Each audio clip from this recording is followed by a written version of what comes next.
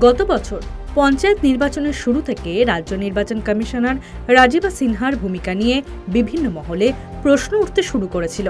তাঁর বিরুদ্ধে আদালত অবমাননার অভিযোগও উঠেছিল, কারণ এই নির্বাচনের পরেই রাজ্যের বিরোধী দলনেতা পঞ্চায়েত ভোটে কেন্দ্রীয় বাহিনীকে সঠিকভাবে ব্যবহার করা হয়নি এই অভিযোগ তুলে আদালতের দ্বারস্থ হয়েছিলেন। শুভেন্দু অধিকারীর করা একটি মামলায় রাজীবা সিনহার বিরুদ্ধে রুল জারি করা হয়েছিল। সেই মামলাতেই সোমবার ধাক্কা খেলেন রাজীবা সিনহা।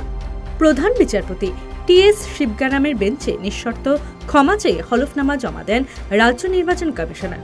এই হলফনামায় তিনি উল্লেখ করেছেন, আদালতের সব নির্দেশ মেনে ভোট প্রক্রিয়া হয়েছে, তারপরে যদি কোনো ভুল হয়ে থাকে তাহলে তার জন্য ক্ষমা চেয়েছেন তিনি। আগামী 23শে ফেব্রুয়ারি এই মামলার পরবর্তী শুনানি রয়েছে।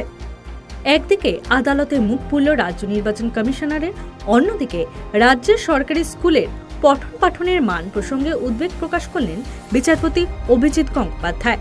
আদালত সূত্রে জানা গিয়েছে, 2014 সালে স্কুল থেকে অবসর নেন প্রাথমিক স্কুলের শিক্ষক কানাই চট্টোপাধ্যায়। অভিযোগ, অবসরকালীন সুযোগ সুবিধা থেকে তাকে বঞ্চিত করেছে স্কুল। এরই প্রতিবাদে হাইকোর্টের দ্বারস্থ হয়েছিলেন অবসরপ্রাপ্ত ওই শিক্ষক। এই মামলার শুনানিতে রাজ্যের স্কুলের পঠন পাঠন সম্পর্কে কড়া পর্যবেক্ষণ জানাতে গিয়ে সোমবার বিচারপতি গঙ্গোপাধ্যায় বলেন, রাজ্যপাল কেন ঘোষণা করছেন না যে রাজ্যে সাংবিধানিক পরিকাঠামো ভেঙে পড়েছে?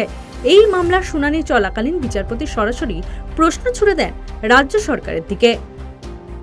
Bureau report, Bengal hour.